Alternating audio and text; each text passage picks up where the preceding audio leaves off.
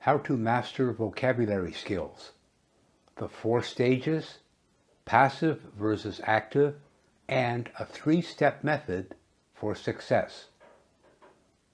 Welcome to today's video, where we're going to show you how vocabulary learning actually works and how you can learn vocabulary so that you can use it when you need it. For many people, the only way they know to learn vocabulary is to memorize lists of words. In this video, you will discover that this is the worst way to learn vocabulary. You will understand how your brain functions and then use that knowledge to develop the skills you need to add vocabulary to your brain. We'll explore how we learn new words, the difference between knowing a word and really using it, and a simple way to make words stick in your brain.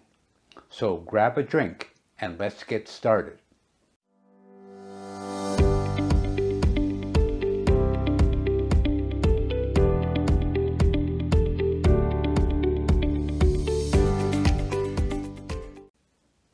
Part 1. The 4 stages of vocabulary acquisition. Did you know that learning a new word isn't just a one and done deal? It's not an on-off switch. There is a gap from knowing a word and being able to actually use a word properly.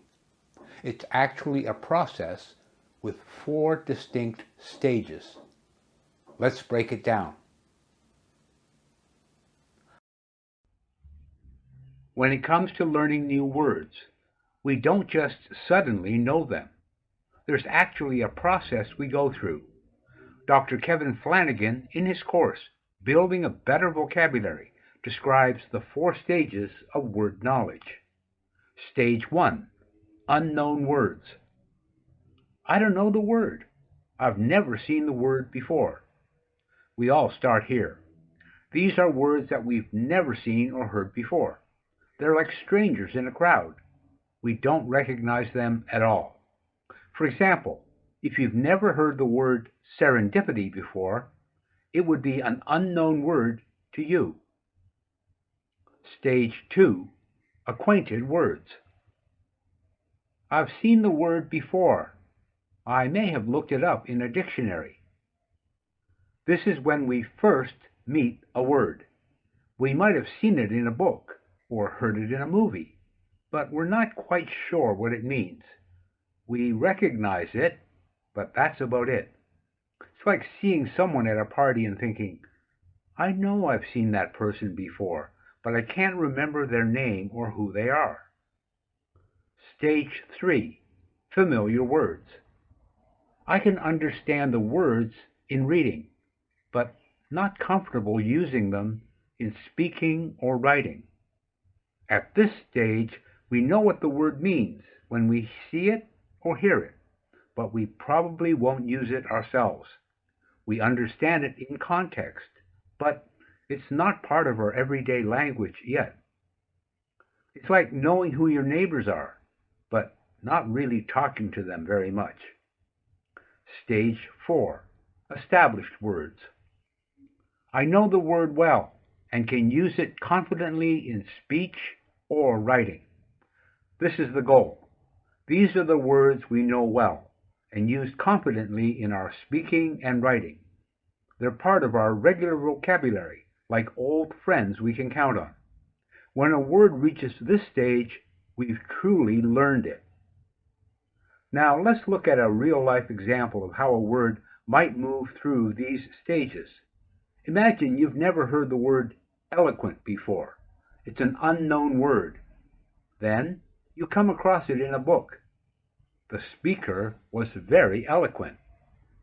Now you're acquainted with it, but you're not sure what it means.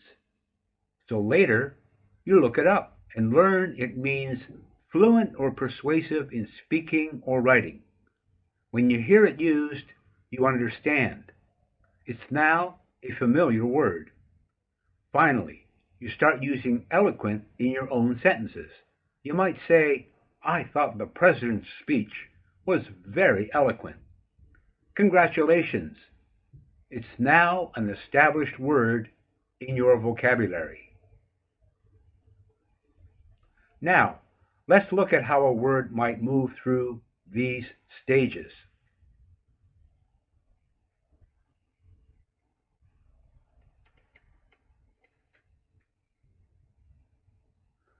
Let's look at how a word might move through these stages. Stage 1. You've never heard the word ephemeral before. It's at the no knowledge stage. Stage 2. You hear someone describe a sunset as ephemeral. Now you have a general sense that it might mean something short-lived or temporary. Stage 3. You look it up, start using it to describe things that don't last long, like social media posts. You're at a narrow, context-bound knowledge state.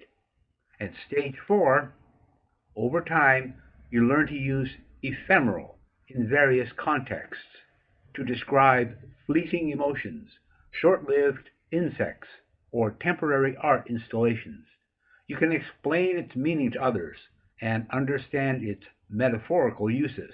Congratulations, you've reached the rich, decontextualized knowledge stage. Understanding these stages can help us be more aware of our vocabulary learning process. It reminds us that learning a new word is a journey, not a destination. So next time you encounter a new word, think about which stage it's at for you and how you can move it to the next level. Part 2. Passive versus active vocabulary. Now that we understand the stages of learning words, let's talk about two important types of vocabulary: passive and active. Your passive vocabulary includes all the words you understand when you read or hear them, but don't use when you speak or write. It's a big library in your brain, lots of books, but you don't read them all the time. For example, you might understand words like benevolent or paradox when you read them, but you probably don't use them in everyday conversation. Your active vocabulary, on the other hand, is made up of the words you actually use when you speak and write. These are words you can pull out of your brain quickly and use correctly. They're like your favorite books that you read over and over. Words like happy, interesting, or beautiful are probably part of your active vocabulary. The big difference is use. Passive vocabulary is about understanding, while active vocabulary is about production. Here's a fun fact. Your passive vocabulary is usually much larger than your active vocabulary, 4 to 5 times in many cases. Most people understand more words than they use regularly. It's like having a huge wardrobe, but only wearing a few favorite outfits. The goal of vocabulary learning is to often just move those words from the passive vocabulary to your active vocabulary. It's like taking those books off the shelf and actually reading them. Part 3. Now here's a 3-step method to activate your vocabulary. So how do you move words from the passive to the active vocabulary? How do you make sure new words stick? Here's a simple 3-step method that can help. Step number 1, encounter. The first step is to meet the word in context. Now this could be done through reading, listening to podcasts, watching movies, or having conversations. The key is to see or hear the word used naturally and to hear it used often.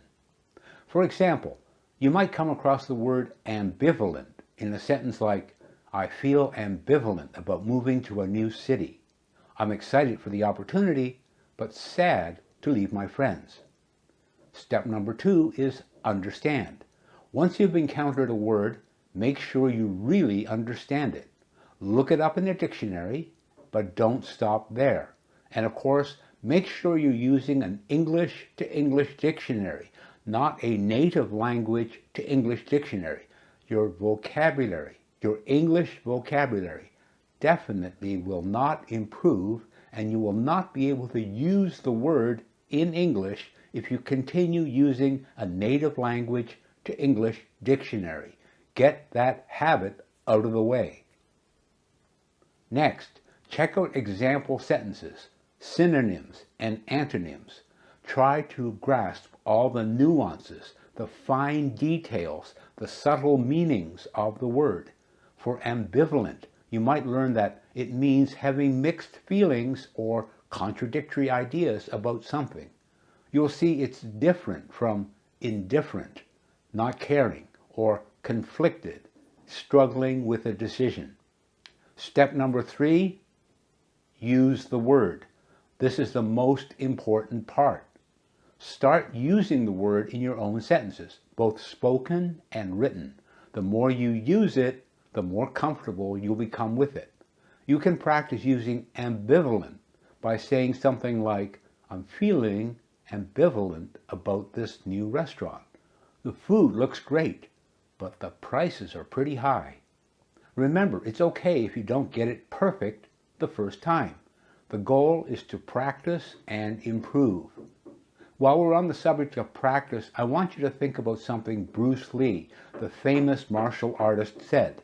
I fear not the man who has practiced 10,000 kicks once, but I fear the man who has practiced one kick 10,000 times. And this applies to vocabulary learning as well. Isn't it better to know one word really well, that you can use it often and correctly, than to know 1,000 words and not know how to use them at all?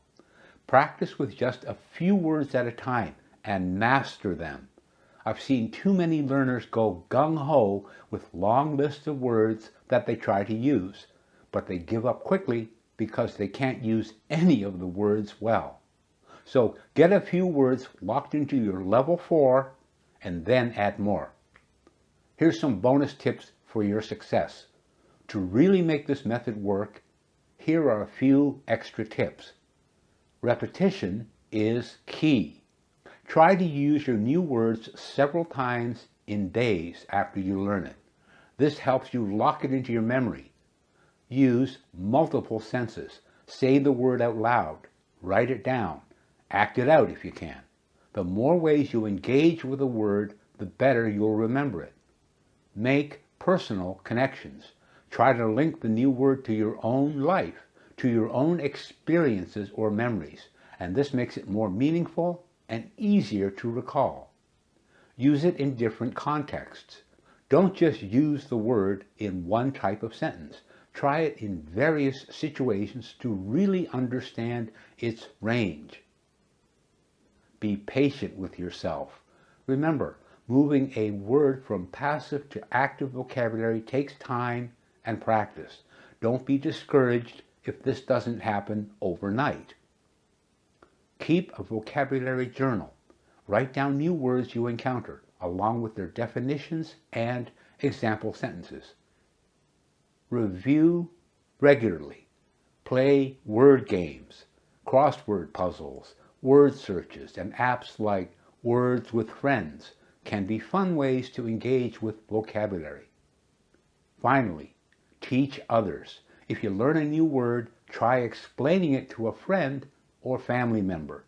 Teaching is one of the best ways to reinforce your own learning. If you want to do this with someone who you think their English is better than yours, you can just ask them for assistance. You say, I'm trying to learn a new word. Can you help me? And if I'm not right, can you correct me? So then they feel like they're helping you and you're not teaching them, but you're actually teaching them. Okay? So that's a way to find someone whose English is better than you to help you. Because if you ask them for help, that's a different question. But if you say, I want to, explain a word to you, tell me how I'm doing, then you're asking for their opinion. And people love to give opinions. So wrapping it up, there you have it. A deep dive into vocabulary acquisition. Let's recap what we've learned. There are 4 stages of vocabulary acquisition: unknown, acquainted, familiar, and established. Your passive vocabulary includes words you understand but don't use, while your active vocabulary is made up of words you actually use in speaking and writing. To move words from passive to active, use the three-step method. Encounter, understand, and then use. Remember, building your vocabulary is a lifetime journey. Every new word you learn is a new tool in your conversation toolbox. It helps you express your thoughts more precisely, understand others better, and even think in new ways. So keep reading, keep listening, and most importantly, keep using those new words. Before you know it, you'll be dropping words like serendipity, eloquent, and ambivalent into your everyday conversations like a pro. Thanks for watching. If you like this video, please like and subscribe for more conversational skill tips. Also, look in this channel for my 5-minute English vocabulary podcasts. Listen and learn new words and word histories in your spare time. Small favor, to get the maximum benefit, listen and learn without subtitles. By the way, these podcasts aren't for everyone. If you can understand at least 60 to 70% without a dictionary, they're perfect for you. Otherwise, you should find another podcast to listen to, one that's at your level, one that will work for you. And while you're here, why don't you leave a comment below using a new word you've just learned recently? Let's grow our vocabularies together. Until next time, it's Herbert Lee wishing you happy word learning.